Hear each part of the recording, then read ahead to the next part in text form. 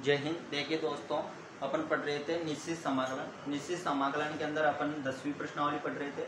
10वीं प्रश्नावली में 10.1 समाप्त हो चुकी थी, 10.2 भी अपनी समाप्त हो चुकी थी। 9 उदाहरण अपन ने कर लिए थे। उसके बाद में कुछ निश्चित समाकलनों के मूल गुणधर्म, मूल प्रॉपर्टियाँ अपने पढ़ी थी दोस्तों। कितनी प्रॉपर्टियाँ थी? 7 प्रॉपर्टियाँ थी। क्या कुछ इंपॉर्टेंट प्रॉपर्टियाँ थी? जी हाँ, इंपॉर्टेंट प्रॉपर्टी थी। चौथी जो प्रॉपर्टी अपनी, चौथा जो गुणधर्म है दोस्तों, काफ़ी इंपॉर्टेंट गुणधर्म है दोस्तों, क्योंकि उस गुणधर्म जो है चौथा, उसका अपन ने 10 से 18 तक उदाहरण किए हैं। पूरे उदाहरणों में गुणधर्म नंबर चौथा का प्रयोग किया है। उसके अलावा अपने महत्वपूर्ण मानक समाकलन किए दोस्तों। महत्वपूर्ण मानक समाकलन के अंदर पे अपने गुणधर्म नंबर जो चौथा था, प्रॉपर्टी नंबर 4 थी दोस्तों, उसका यूज, उसका प्रयोग अपने किया है। और महत्वपूर्ण मानक जो समाकलन है दोस्तों, ये 4 थे अपने पास। 2 मैंने बता दिया आपके लिए, 2 आपके लिए दिए थे कि आप इनको प्रैक्टिस के लिए एक बार कोशिश करना। यदि आपको आ जाए तो ठीक है, ना है तो आप कमेंट कर देना, मैं बोर्ड पर फिर बता दूंगा उन दोनों को, ठीक है। और महत्वपूर्ण जो मानक समाकलन है दोस्तों, वो काफ़ी इंपॉर्टेंट है, क्योंकि हर 9वीं और 10वीं प्रश्नावली को मिला करके 11 अंक की प्रश्नावली है ये दोनों। और दोनों में से एक साल 9वीं में से आता है 6 नंबर का सवाल, दूसरी साल 10वीं प्रश्नावली में से 6 नंबर का सवाल पूछा जाता है। ज़्यादातर जब भी 10वीं प्रश्नावली में से 6 नंबर का सवाल पूछा जाता है तो महत्वपूर्ण मानक समाकलन को ही पूछा जाता है, ठीक है। या फिर आप 22वां उदाहरण देख लो, 20वां उदाहरण देख लो, वो भी इंपॉर्टेंट उदाहरण है। 18वां 19वां भी अच्छा उदाहरण है। तो 4-5 तो ये उदाहरण है दोस्तों। 18वें से आप 22 तक उदाहरण तक चल जाओ, 4 उदाहरण है और 4 महत्वपूर्ण मानक समाकलन है, जो कि काफ़ी इंपॉर्टेंट है दोस्तों। 6 नंबर में पूछे भी जा सकते हैं, क्योंकि एक साल 9वीं प्रश्नावली में से पूछे जाते हैं, दूसरी साल 10वीं प्रश्नावली में, और 10वीं प्रश्नावली में से महत्वपूर्ण मानक समाकलन ही पूछे जाते हैं ज़्यादातर, ठीक है। तो मैंने 2 बता दिए थे, 2 आपको बोला था करने के लिए, आपने किए होंगे। आई होप कि आ भी गए होंगे बहुत सारों को नहीं भी आया होगा तो आप कमेंट कर देना, मैं बता दूंगा। उसमें कुछ भी नई बात नहीं है।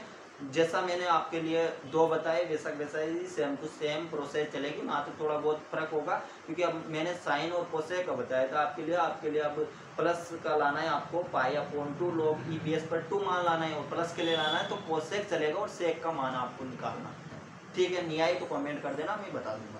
उसके बाद बात करें तो अपने 22 उदाहरण कर लिए। 18 से 22 तक के जितने भी उदाहरण है, ये 4 उदाहरण है, 18वां 19वां 20वां और 21वां और 22वां। ये अच्छे उदाहरण है दोस्तों, काफ़ी इंपॉर्टेंट भी उदाहरण है, क्योंकि इनको भी पूछा जा सकता है 6 नंबर में। और महत्वपूर्ण मानक समाकलन 2 गए, 9 सवाल तो ये हो गए। अपन आज बात करेंगे दोस्तों, ये सारी चीज़ें अपनी समाप्त हो चुकी थी। आज अपन बात करेंगे 10.3 आज अपन स्टार्ट करेंगे।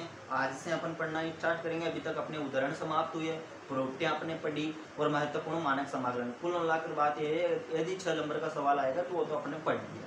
अब अपन वो पढ़ेंगे कि हो सकता है 6 नंबर का इसमें से नहीं आए, 9वीं प्रश्नावली में से आए तो 3 नंबर का तो आएगा, तो 3 नंबर का 10वीं प्रश्नावली में से आएगा, फिर 6 नंबर का 9वीं में से आ जाएगा, ठीक है। तो अपन अब प्रश्नमाला डालेंगे, प्रश्नमाला पढ़ेंगे दोस्तों। प्रश्नमाला 10.3 पढ़ेंगे। आज से स्टार्ट करेंगे अपन 10.3। अभी तक अपन ने उदाहरण कर लिए, पूरे 22 उदाहरण कर लिए। विविध के सवाल तो अभी पहुंचे नहीं है, लेकिन 10.2 कर ली, 10.1 कर ली। उसके अलावा 22 उदाहरण गए, महत्वपूर्ण मानक समाकलन के प्रॉपर्टियों के मामले में समझ गए। अब जिस बच्चे ने प्रॉपर्टियाँ अच्छे से पढ़ ली है, अभी तक मैंने 10 से 22 तक जितने उदाहरण करवाए हैं, 22 तक वो सारे उदाहरण देखे हैं, किए हैं, तो उस बच्चे को बिल्कुल भी 10.3 के जितने भी सवाल है उनमें दिक्कत नहीं आएगी। इसके बाद आने वाले उदाहरणों में दिक्कत, क्योंकि 26 उदाहरण है ना इसमें तो सही, तो अभी 4 उदाहरण और करने हैं अपन को, उनमें भी दिक्कत नहीं आएगी। और दिक्कत विविध में भी नहीं आएगी उन बच्चों को जिनको प्रॉपर्टी अच्छे से आती है, जिन्होंने मैंने बताया है सवाल 18 से 22 तक, वो सारे सवाल उन्होंने कर लिए, महत्वपूर्ण मानक समाकलन कर लिए, तो उनको दिक्कत नहीं आएगी। और गुणधर्म नंबर, प्रॉपर्टी नंबर 34 काफ़ी इंपॉर्टेंट है, क्योंकि उसका यूज बहुत सारी जगहों पर हुआ। क्योंकि आपने देखा है 10 उदाहरण से अपन करने लगे तो 18 उदाहरण तक उसी का यूज हुआ। मात्र 20वें उदाहरण और 19वें उदाहरण जरूर अपने 6 प्रॉपर्टी का यूज किया, 7 प्रॉपर्टी का भी यूज किया था। 7 का यूज तो तब करते हैं अपन जब अपने पास विकल्प, मतलब प्रॉपर्टी नंबर जो 4 होती है वो फेल हो जाती है, प्रॉपर्टी नंबर 4 लग नहीं पाती है, तब अपन प्रॉपर्टी नंबर मतलब 7 का यूज करते हैं, प्रयोग करते हैं। नहीं तो 7 का तो काम ही नहीं पड़ता जब तक 34 प्रॉपर्टी लग जाती है ना। तो इतना हार्ड भी सवाल नहीं आता कि आपके लिए प्रॉपर्टियों पर प्रॉपर्टियाँ लगानी पड़े, काफ़ी इजी सवाल आता है। इसलिए बोल रहा हूँ कि महत्वपूर्ण मानक जो समाकलन होते हैं उनको देख लेना एक बार, ठीक है। तो 10.3 की बात कर रहे थे, 10.3 की बात कर नहीं रहे थे, करेंगे आज से, ठीक है। तो इसके अंदर एक नंबर का सवाल बनता है, एक तो तीसरा सवाल आपका और एक चौथा सवाल, दोनों सवाल इंपॉर्टेंट है। पहला और दूसरा तो कहीं ना आता है, आज दिन तो नहीं आया, अब आ जाए क्या पता, लेकिन उनको भी अपन करेंगे क्योंकि अपन ने 9वीं प्रश्नावली पढ़ी तो 9वीं में 9.1 से लगाकर 9.7 तक छोटे से छोटा और बड़ा से बड़ा सारे सवाल अपन ने किए हैं और उदाहरण भी अपने पास 57 थे, 57 के 57 उदाहरण मैंने बताए हैं, सत्यापन बताया है मैंने, है ना। त्रिकोणमितीय फलनों का सत्यापन भी था तो मैंने सत्यापन भी बताया और सूत्रों का सत्यापन भी बताया, क्योंकि कभी कभार सूत्रों का सत्यापन दे देता है। बच्चे क्या सवाल करके प्रश्नावली के सवाल कर लेते हैं, उदाहरण कर लेते हैं, विविध के सवाल कर लेते हैं, लेकिन सूत्रों का सत्यापन नहीं कर पाते हैं, इसलिए सूत्रों का सत्यापन कभी कभार दे देते हैं, तो मैंने उनको भी बता रखा है, ठीक है। तो अपन इसके अंदर बात करेंगे, अपन उनकी भी बात करेंगे, लेकिन पहले अपन बात कर लेते हैं, क्योंकि आपने नहीं देखा होगा पिछले वाला वीडियो, तो गुणनखंड नंबर 4 कहाँ पर काम आता है, कैसे काम आता है, उसकी चर्चा कर लेते हैं, उसी प्रकार के सवाल अपन उठा लेते हैं। तो अपन सबसे पहले उठाते हैं तीसरा सवाल अपना 10.3 के अंदर। क्या है तीसरा सवाल? 0 से 3 तक इसकी लिमिट है, ठीक है। और क्या दे रखा है अपने लिए, एक ब्रैकेट दे रखा है और इसमें x दे रखा है और यहाँ पर दे रखा है dx और कह रखा है कि महत्तम पूर्णांक, है ना, क्या बोल रखा है, महत्तम पूर्णांक फलन। ये सवाल है बड़ा इजी, लेकिन इसमें ना ये चीज दे दी उसने, एक तो ब्रैकेट दे दिया, ये ब्रैकेट आता है, बहुत सारे सोचते हैं तो सवाल ही आउट सिलेबस आ गया, अरे आउट सिलेबस महत्तम पूर्णांक फलन और पीछे ले दिया उसने महत्तम पूर्णांक फलन। महत्तम पूर्णांक फलन होता क्या है, कोष्टक क्या होता है, इस पर अपन चर्चा कर लेते हैं। देखिए महत्तम पूर्णांक का मतलब तो आप समझते होंगे, 0 1 2 3 4 5 ये जो संख्या होती है पूर्णांक तो संख्या होती है, तो उसने कुछ नहीं बोला, इसका मतलब यही होता है, इस चीज को आप छोड़ दो, इस पर ज्यादा जोर मत देना कि महत्तम पूर्णांक फलन क्या दे दिया उसने, कुछ नहीं दिया, उसको छोड़ो, आप तो जाने दो उसको, इसको देखो आपको यहाँ पर इसका समाकलन करना है। तो इसका समाकलन अपन कैसे करें, कौन सा गुणधर्म लगाए, कौन सी प्रॉपर्टी लगाए, लगाओ दिमाग। तो अपन को पता है, अपन प्रॉपर्टी 4 पढ़ के आए, जिस बच्चे को प्रॉपर्टी पता है, जो प्रॉपर्टी पढ़ के आया है वो कर सकता है इसको। कैसे प्रॉपर्टी नंबर कौन सी लगाएगा इसमें, तो प्रॉपर्टी नंबर इसके अंदर लगाएगा वो तीसरी प्रॉपर्टी। तीसरी क्यों लगाएगा, पहली क्यों नहीं लगाएगा, दूसरी क्यों नहीं लगाएगा, चौथी क्यों नहीं लगाएगा।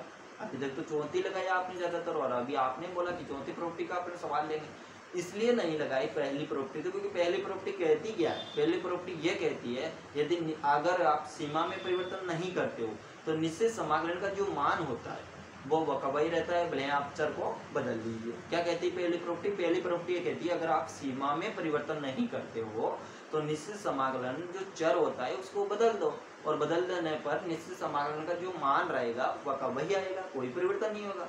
दूसरी प्रॉपर्टी क्यों नहीं लगाई, दूसरी प्रॉपर्टी मैं सीमा को चेंज कर रहा हूँ क्या यहाँ पर, लेकिन नहीं बोला क्या चर को चेंज कर रहा हूँ, चर को कैसे चेंज कर, नहीं कर रहा हूँ मैं क्या एक्स की जगह पर टिक कर रहा हूँ, क्या जरूरत पड़ी भैया, क्यों करूँगा, जरूरत ही नहीं है तो क्यों करूँगा। तो प्रॉपर्टी नंबर 1 तो नहीं लगेगी। प्रॉपर्टी नंबर 2 क्या कहती है, प्रॉपर्टी नंबर 2 ये कहती है अगर आप सीमा को परिवर्तन कर रहे हो, सीमा को क्या कर रहे हो, चेंज कर रहे हो, तो निश्चित समाकलन का जो मान होगा वो तो नहीं बदलेगा, बट क्या होगा, चिन्ह चेंज हो जाता है। प्रॉपर्टी नंबर 2 क्या कहती है, यदि आप सीमा को परिवर्तित कर रहे हो, सीमा को चेंज कर रहे हो, ठीक है, सीमा को चेंज कर दो, तो सीमा को क्या मैं चेंज कर रहा हूँ, इसको सीमा को चेंज करूंगा क्या, इसको मैं सीमा को चेंज क्यों करूंगा भैया, मेरे को क्या दिक्कत हो रही है इस सीमा से, 0 से 3 तक की सीमा में क्या दिक्कत है, कोई दिक्कत नहीं है, तो सीमा को चेंज क्यों करेंगे, नहीं करेंगे।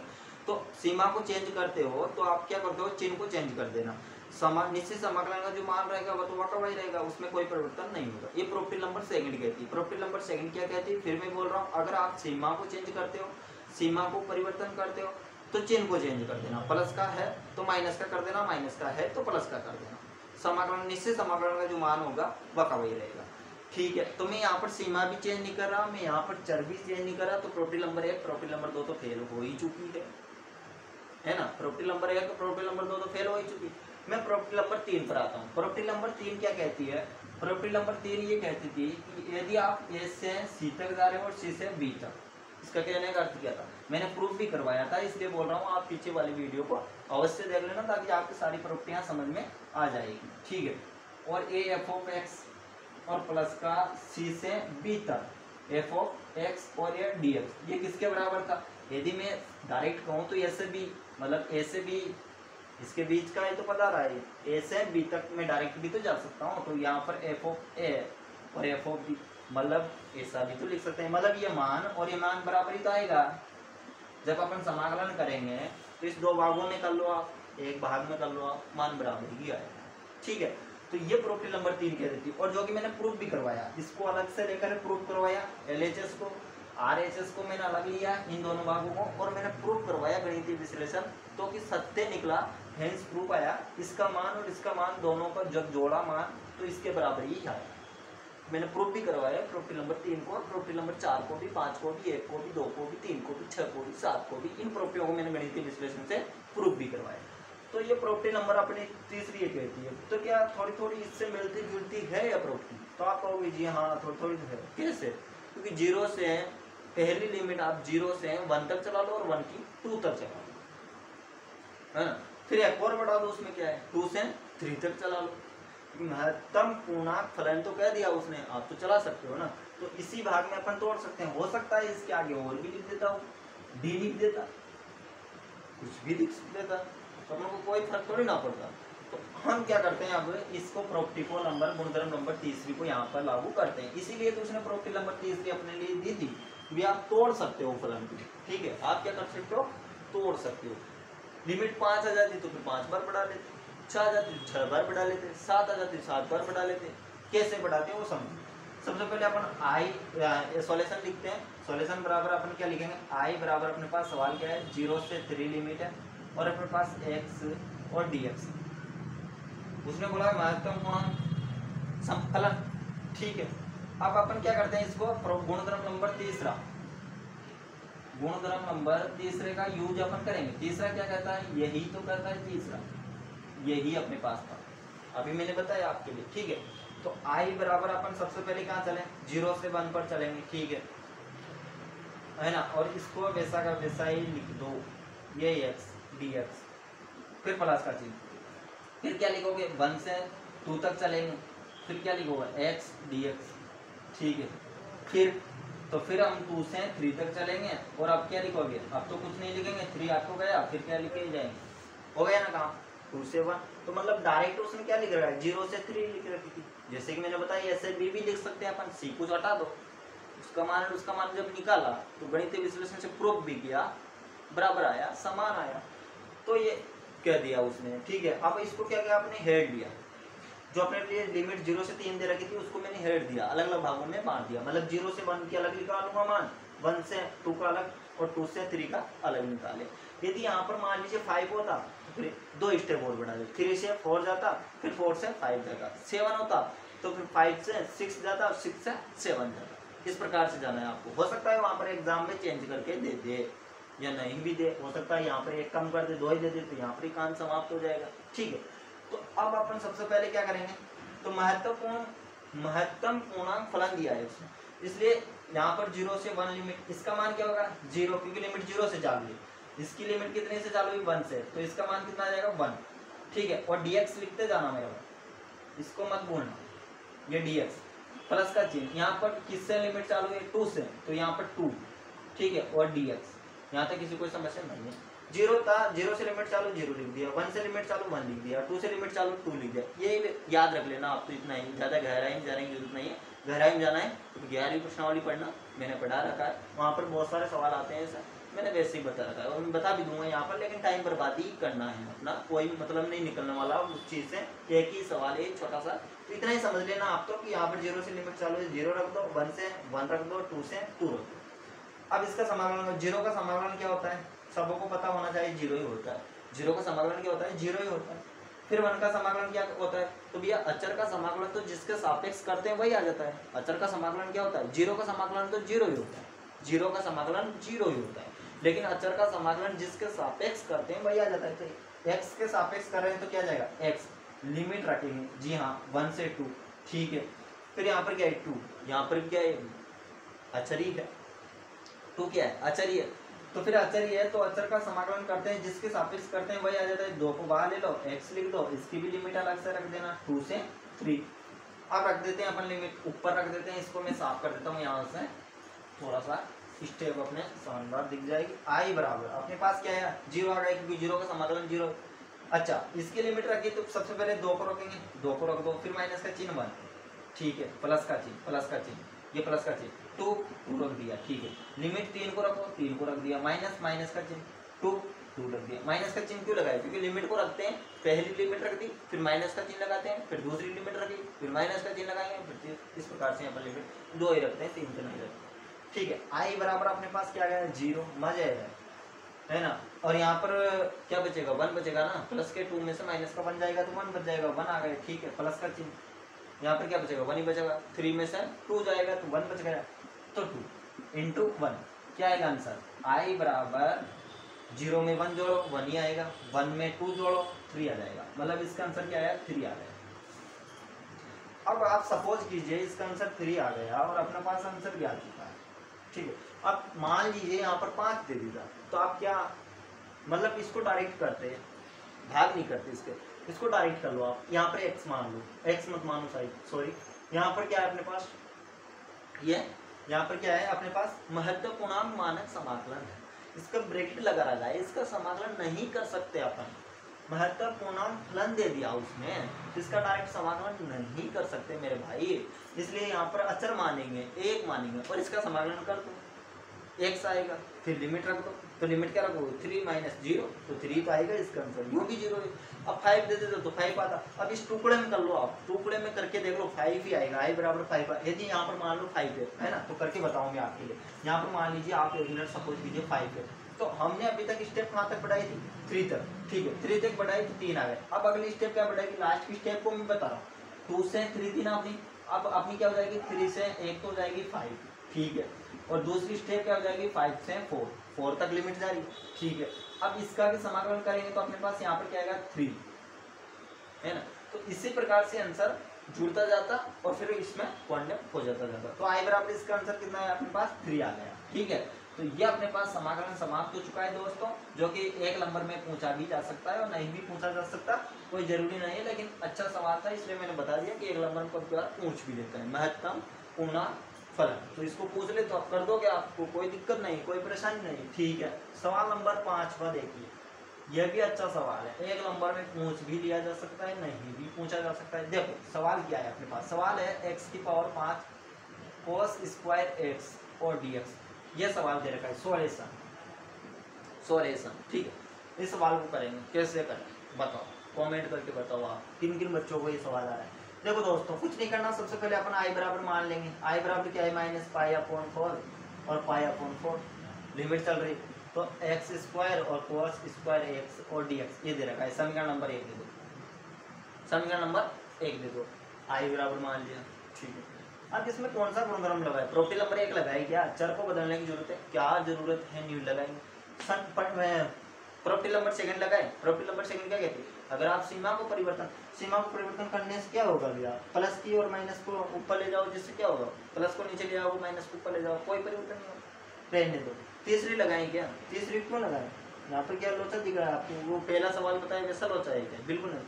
चौथी लगाएं क्या, हाँ यार थोड़ा लग रहा है, क्यों लगाएं चौथी, इसलिए लगा दो क्योंकि चौथी प्रॉपर्टी क्या कहती है आपसे, चौथी प्रॉपर्टी ये बोलती है, देखो प्रॉपर्टी नंबर 4 क्या कहती है, उसको देख लो, समझ लीजिए। प्रॉपर्टी नंबर 4 जिन्होंने नहीं समझा है वो समझ सकते हैं। प्रॉपर्टी नंबर 4 क्या कहती है, प्रॉपर्टी नंबर 4 ये कहती है यदि लिमिट a से b है, f(x) और dx आपके पास है, तो आप क्या करते हो, इसमें लिमिट को जोड़ देते हो, क्या करते हो, a + b माइनस का x और dx, यही तो करते हो आप। और इसमें ही दे रखा था उसने एक स्थिति, यदि a बराबर 0 हो तो 0 से b और f(b - x dx, ये कैसे आया, अरे मेरे भाई एक की जगह पर 0 रख दे, यहाँ पर 0 रख तो 0 से b लिमिट चल गई, हाँ यही तो बात। और यहाँ पर a की जगह पर क्या रखेंगे 0, है ना, तो 0 रखेंगे तो मेरा भाई b माइनस का x बच जाएगा, ठीक है, इतना बच जाएगा, तो यही तो आ गया। यह तो स्थिति दे रखी है, लेकिन एक्चुअल में प्रॉपर्टी नंबर जो 4 है वो कहती क्या है, वो तो यही कहती है भैया लिमिट को जोड़ दो फलन में और माइनस का x लिख दो। तो यहाँ पर गुणधर्म नंबर अपन प्रॉपर्टी नंबर 34 लगाते हैं, कौन सी लगाते हैं, प्रॉपर्टी नंबर 4 क्या कहती है, प्रॉपर्टी नंबर 4 दोनों लिमिटों को जोड़ दो फलन में, x की जगह पर माइनस का x लिख दो। तो देखो आई बराबर अपने पास लिमिट तो -4 से 5 थी, 5 π/4, अभी x की जगह पर अपन कुछ भी नहीं करेंगे, लिमिट को जोड़ देंगे माइनस की और फिर प्लस की। देखो ना, माइनस का पाई अपॉन 4 प्लस का पाई अपॉन 4 कोष्टक माइनस का x, क्योंकि मैंने कुछ नया नहीं किया, जो इसने किया वही किया। देखो a से b लिमिट थी f (x) dx, इसने लिमिट को जोड़ रखा है, गुणनखंड नंबर 4 में a प्लस b कर रखा है, माइनस का x कर रखा है, मैंने भी वही किया, लिमिट को जोड़ लिया, क्योंकि माइनस की थी एक लिमिट, मैंने माइनस की लिमिट, अभी तक चेंज कुछ नहीं किया। यहाँ पर कोस स्क्वायर, यहाँ पर भी क्या करेंगे, लिमिट को जोड़ देंगे, तो पाई अपॉन 4 माइनस का x। यहाँ तक किसी को दिक्कत है क्या? दिक्कत है? किसको दिक्कत है? किसी को नहीं ना, बिल्कुल नहीं है, क्योंकि लिमिट को इधर जोड़ा, माइनस का पाई अपॉन 4 प्लस का पाई अपॉन 4 माइनस का x, क्योंकि गुणनखंड नंबर 4 तो ये तो कहती है भाई की है। ठीक है, अब यहाँ पर देखो, पेन चेंज कर लेते हैं। यहाँ पर देखो, ये दोनों कट गए, ये दोनों कट गए, क्या बचा अंदर? क्या बचा? आप बोलो वही तो आ गया, वही क्या गया? देखो आई बराबर क्या बचा आपके लिए? आई बराबर लिमिट तो माइनस के पाई अपॉन 4 से पाई अपॉन 4 ही आ गई। यहाँ पर क्या बचा? माइनस का x का होल स्क्वायर बच गया, ठीक है। कोस स्क्वायर क्या बचा अंदर? x बचा या नहीं? बचा या नहीं? बच गया? अरे भैया बचा या नहीं? माइनस का x बचाएगा ना, प्लस का x कैसे बचेगा मेरे भाई? प्लस का x नहीं, देखो एक कोट माइनस का x है, तो माइनस का x लिखा मैंने, प्लस का x नहीं लिखा, माइनस का x लिखा, ठीक है। अभी ये चीजें आपके समझ में आ गई होगी यहाँ तक। तो गुणनखंड नंबर 4 लगा दो, इसमें डायरेक्ट कर दो, 1 नंबर का है, पूछ भी लिया जा सकता है, नजरअंदाज मत करो, देखो ढंग से, सही है। अब देखो, अब अपन क्या करते हैं, आई बराबर, अच्छा मैंने ये समीकरण नंबर 1 इसको दे दो भैया, वो सॉल्यूशन में डाल दिया मैंने, साफ कर दिया, इसको दे दो। आई बराबर माना तो समीकरण 1 को अपन, ठीक है। और आई बराबर अपने पास क्या चल रहा है, इधर चल रहा है अपने पास माइनस का pi upon 4 pi upon 4, x है, माइनस का एक्स को 2 बार लिख लो, स्क्वायर है ना, 2 बार लिख लो, माइनस माइनस क्या हो जाएगा? प्लस हो जाएगा, तो एक्स स्क्वायर आ जाएगा, तो डायरेक्ट लिख दो एक्स स्क्वायर, ठीक है। अब आपने इसी में 12वीं कक्षा में दूसरी प्रश्नावली पढ़ी होगी, प्रतिलोमवर्तीय फलन, क्या पढ़ी होगी?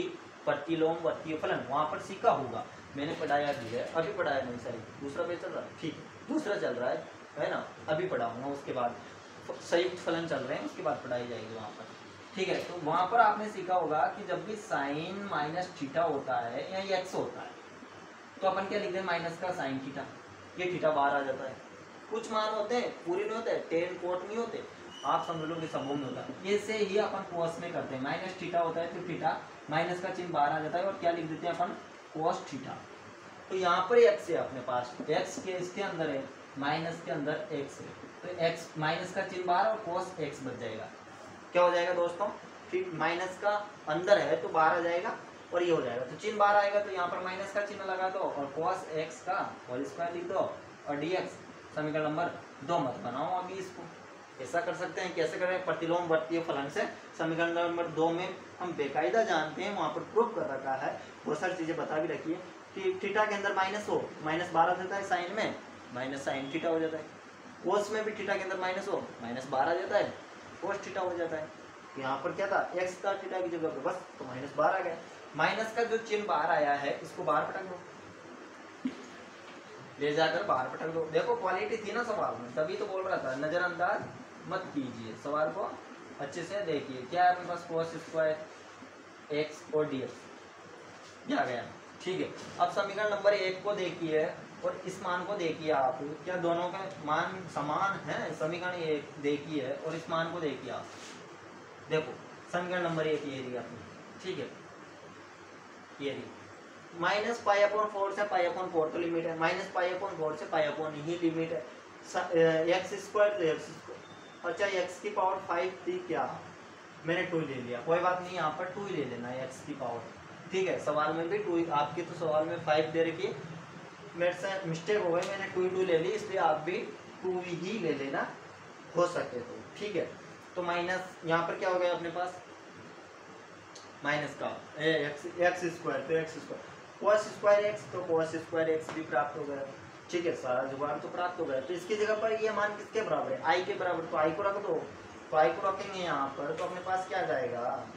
माइनस का आई आ जाएगा, क्योंकि माइनस का चिन्ह, आई को इधर लिया तो 2 आई हो जाएगा, क्योंकि माइनस का आई प्लस का हो जाएगा, तो 2 आई बराबर क्या आ गया? 0, 2 आई बराबर क्या गया? 0, जीरो आ गया। अब 2 का भाग 0 में दोगे तो क्या आएगा 0, तो मतलब आएगा मान क्या है 0, अर्थात इसका आंसर जो आएगा वो क्या आएगा 0। इसका आंसर क्या आएगा दोस्तों 0।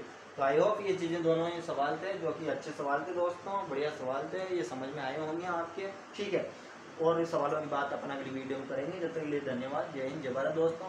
लाइक कर लीजिए, सब्सक्राइब कर लीजिए, अपने दोस्तों के साथ शेयर भी कर दीजिए और कोशिश कीजिए कि 18वां, 19वां, 20वां, 21वां और 22वें उदाहरण को अच्छे से कर लो और महत्वपूर्ण मानक जो समाकलन है उनको अच्छे से देख लो, फिर आपको मिल जाएगा 6 नंबर का सवाल। यदि इनमें से आएगा 10वीं प्रश्नावली में से तो निश्चित वहाँ से मिल ही जाएगा लगभग। यदि 9वीं में से आएगा तो फिर आप 42वां उदाहरण, 57वां, माफ कीजिएगा 42वां उदाहरण, 48वां, 9.6 के सवाल, 9.3 के सवाल, 9.7 में भी कुछ सवाल बढ़िया है। ठीक है, तो उनको देख लीजिए, आपका पेपर बढ़िया। ठीक है, तो आप अगली वीडियो में मिलते हैं 10.3 के अच्छे सवालों के साथ में। जब तक के लिए धन्यवाद। जय हिंद, जय भारत दोस्तों। लाइक और सब्सक्राइब कर लीजिए और अपने दोस्तों के साथ शेयर भी कर दीजिए। ठीक है,